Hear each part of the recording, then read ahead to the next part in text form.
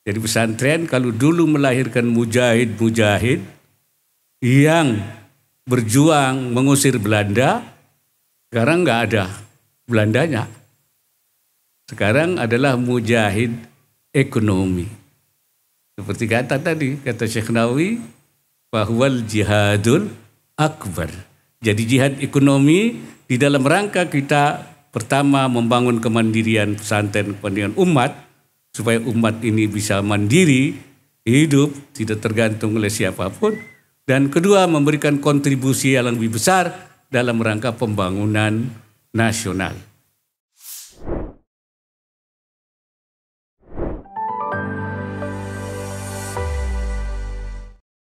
Assalamualaikum warahmatullahi wabarakatuh. Bismillah walhamdulillah wassalatu wassalamu ala rasulillah wa ala alihi wa sahbihi wa mawala. Subhanaka la ilma lana illa ma 'allamtana innaka antal alimul hakim. Allahumma rzuqna al-ma'arif ar-rabbaniyah wal lataif ar-rahmaniyah wal waridat al-ilahiyah wal mawahib al-ikhtisasiyah wal ulum al-laduniyah wa ballighna rutbat al-ihsan wa wahdat asy-syuhud walhamdulillahi rabbil alamin. Ulama'ana al-kiram wa masyayikhana al-afadil, para pejabat wabil khusus Wakil Gubernur Jawa Barat dan Forum Koordinasi Pimpinan Daerah Provinsi Jawa Barat, Bupati Cirebon, para ulama, terutama Al-Mukarram Profesor Dr. Kiai Haji Said Agil Siraj, mantan bukan fotolan, mantan Ketua Umum. Katanya ketua umumnya masih Kiai Said. Kalau Gus Yahya itu penggantinya.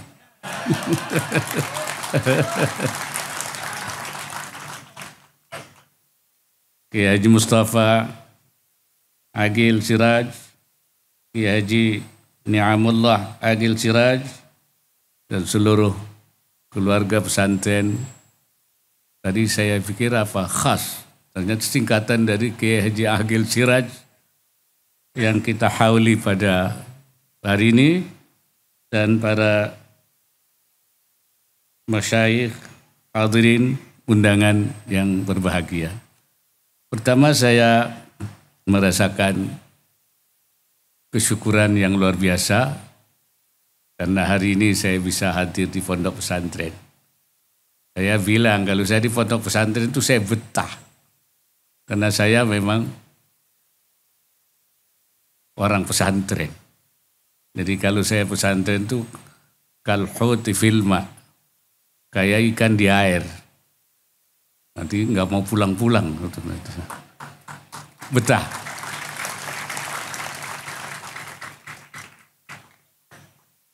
Dan saya bangga kalau saya menjadi santri. Ternyata santri itu bisa jadi apa saja. Bisa jadi camat, bisa jadi bupati, bisa jadi gubernur, bisa jadi menteri, bisa jadi presiden, bisa jadi wakil presiden. Bisa apa saja. Nah, Gus Dur itu kan presiden. Santri bukan?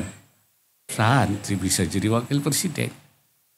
Mudah-mudahan nanti ke depan santri kempek ada yang nanti menjadi presiden juga nanti ke depan. Amin. Dan kemarin kita meresmikan masjid. Yang meresmikan Jenderal Kepala Staf Angkatan Darat. Ternyata dulunya santri juga itu. Santri pun bisa jadi jenderal. Saya punya cucu, mondok, Alia. Begitu Alia dia minta jadi tentara. Sekarang sedang ada di tempat Akmil, akademi militer. Itu santri. Saya bilang biarlah cucu saya nggak jadi kiai, yang penting jadi jenderal nantinya itu. Oleh karena kita harap ke depan santri-santri ini mengisi tempat-tempat yang memang untuk membangun umat. Pesantren yang didirikan oleh Al-Maghfurlah Kiai Hakil Siraj ini sudah melahirkan alumni tiap tahun, mencetak orang-orang yang berilmu. Saya sering mengatakan bahwa pesantren ini luar biasa. Ya, para ulama, para aulia dulu itu dalam waktu yang singkat membuat Indonesia ini adalah negara yang paling banyak mengucapkan kalimat la ilaha illallah. Di seluruh dunia ada datanya. Ya. RRT itu memang 1,5 miliar penduduknya. Tapi umat Islamnya cuma 22 juta. India juga sebegitu.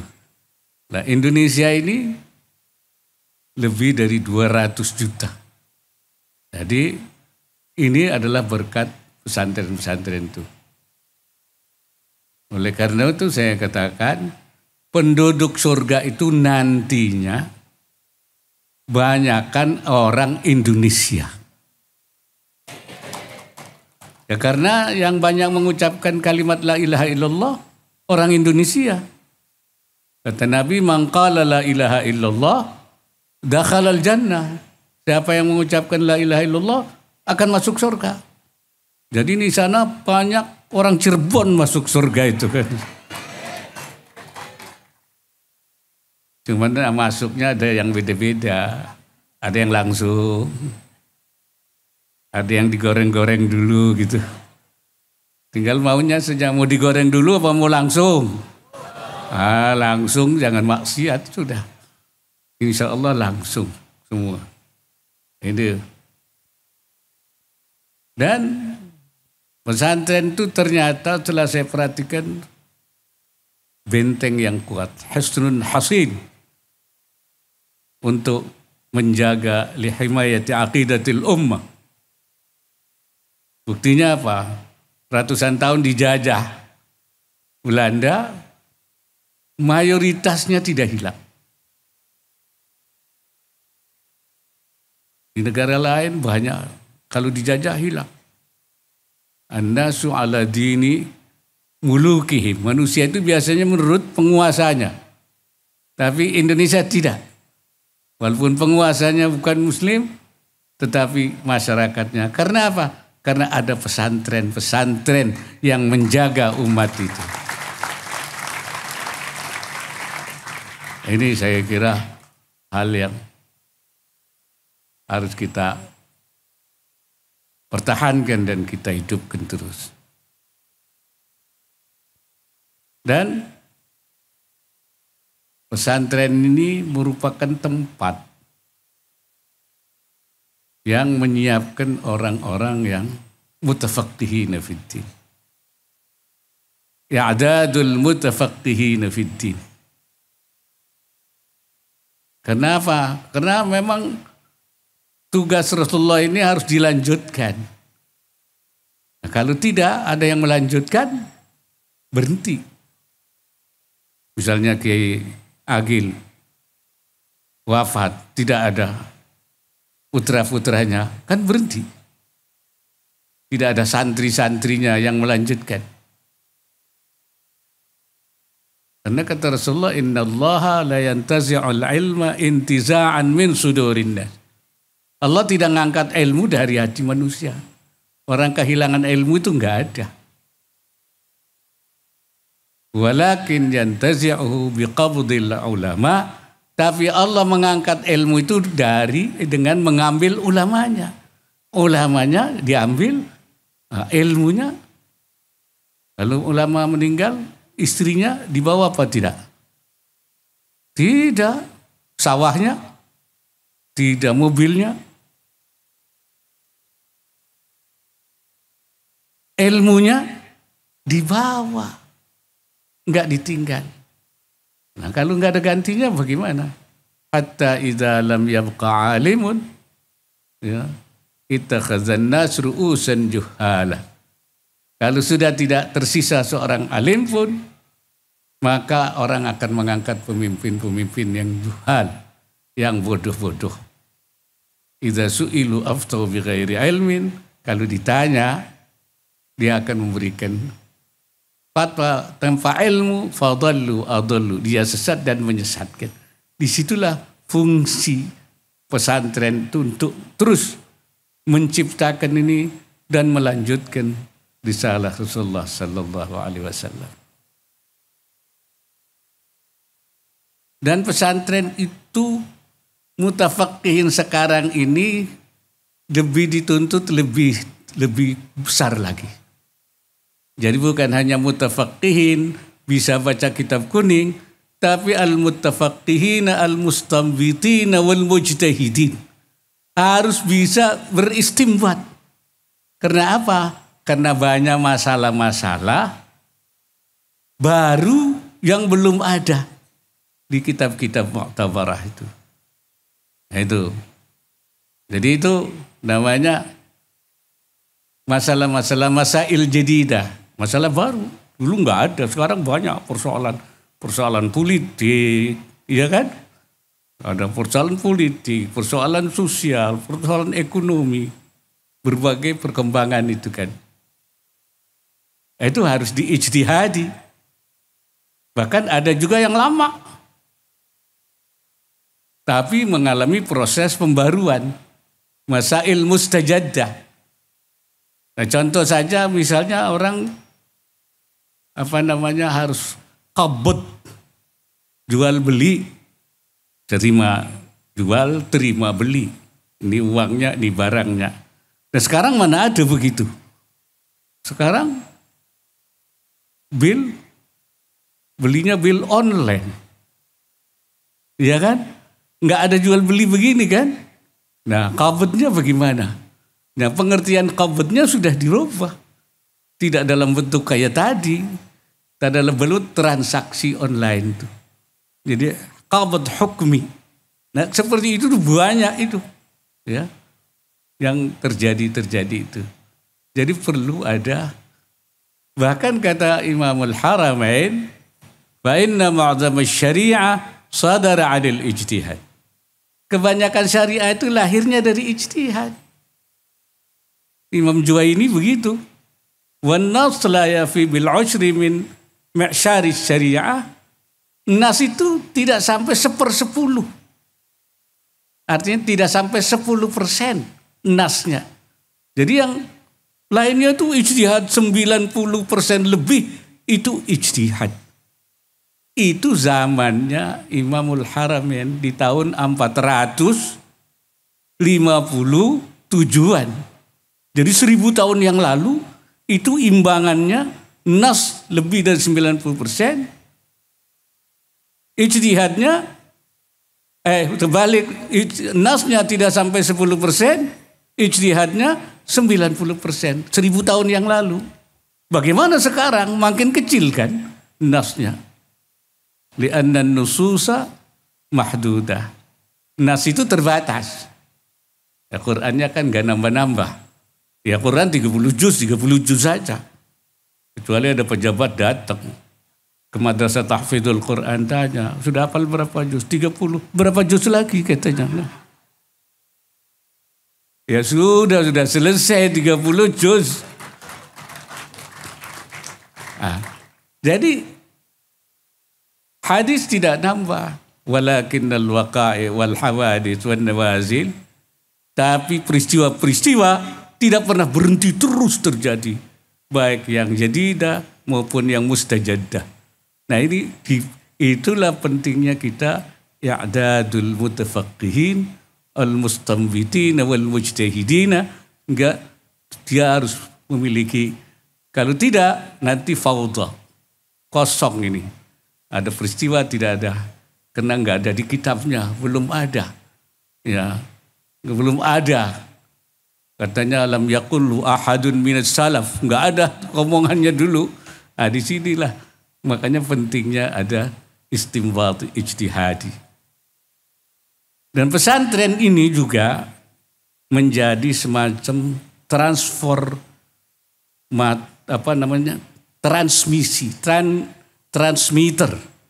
penyambung pandangan-pandangan ulama terdahulu dan pandangan-pandangan ulama belakangan. Kalau enggak, koslet.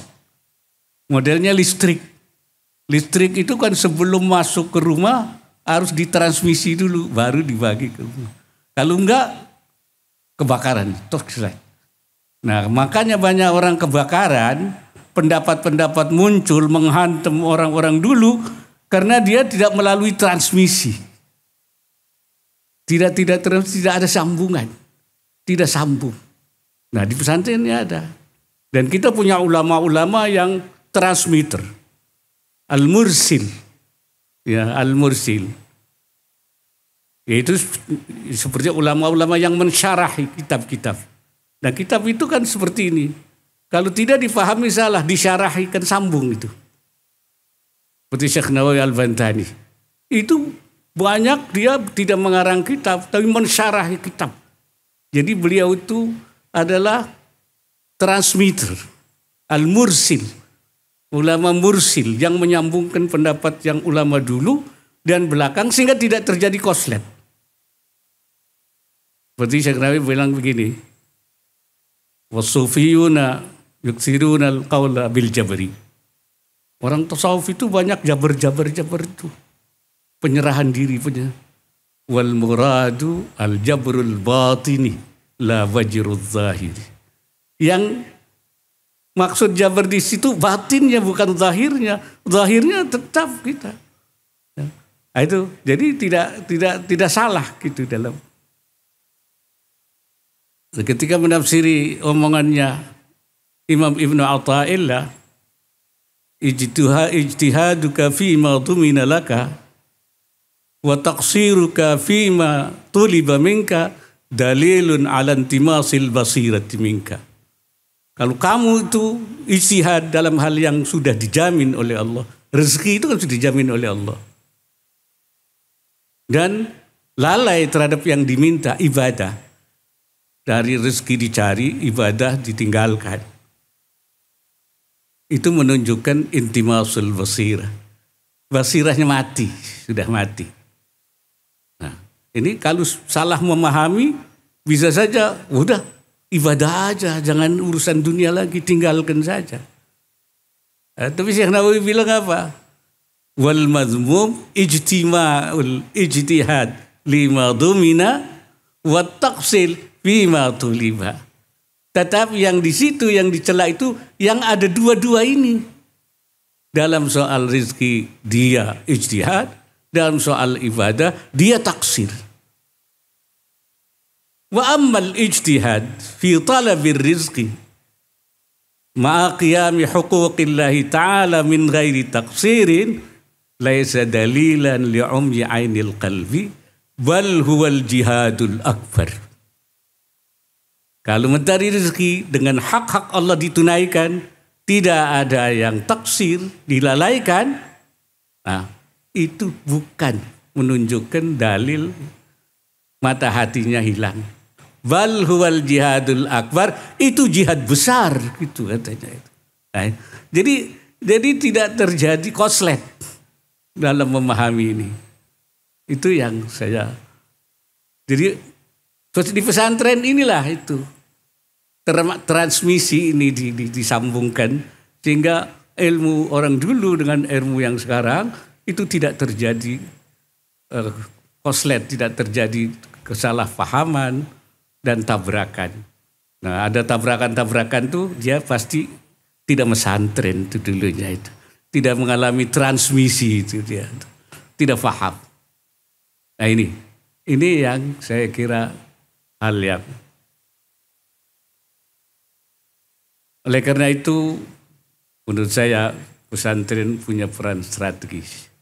Nah, yang sekarang kita lagi kembangkan, bagaimana pesantren menjadi sebagai pusat pusat pemberdayaan ekonomi masyarakat.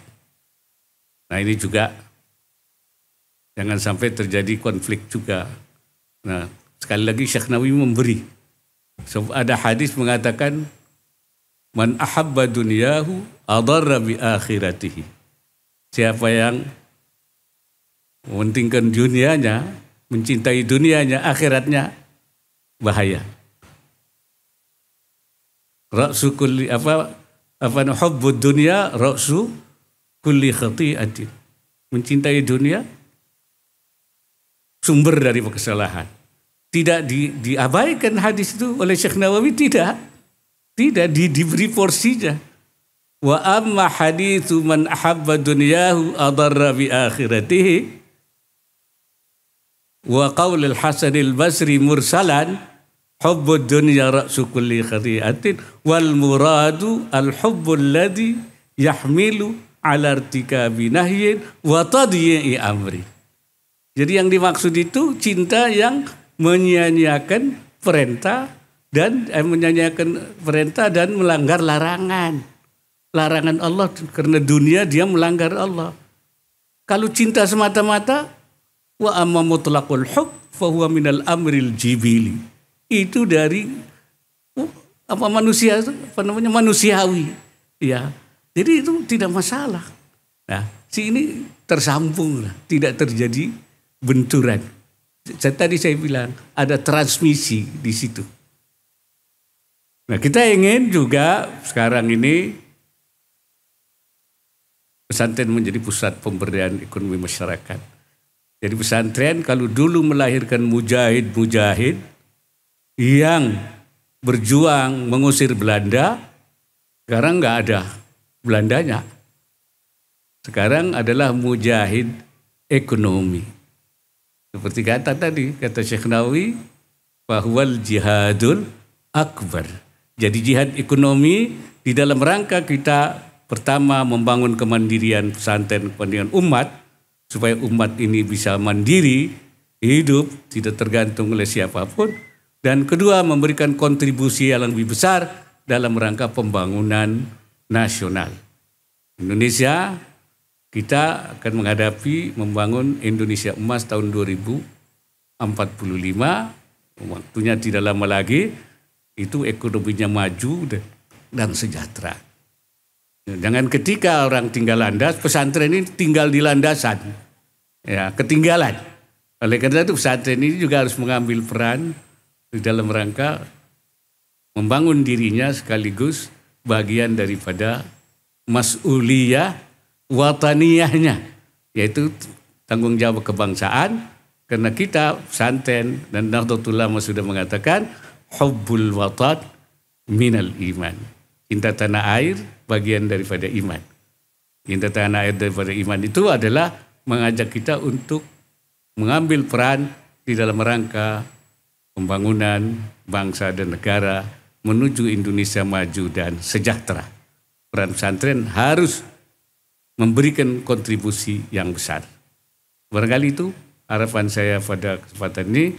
Mudah-mudahan Al-Maghfurlah Kiai Haji Agil Siraj dan juga almarhumah Hormatu itu diberikan tempat yang layak di sisi Allah, dan insya Allah jasa-jasanya dalam membangun pesantren ini dan semua para pendiri pesantren, para pejuang yang dahulu, mereka telah membuat sesuatu, meletakkan sesuatu tonggak, milestone untuk kemudian kita kembangkan menjadi tempat yang memberikan keberkahan, kebaikan kepada masyarakat, bangsa dan negara. Wallahul muwaffiq ila aqwamit thariq. Wassalamualaikum warahmatullahi wabarakatuh.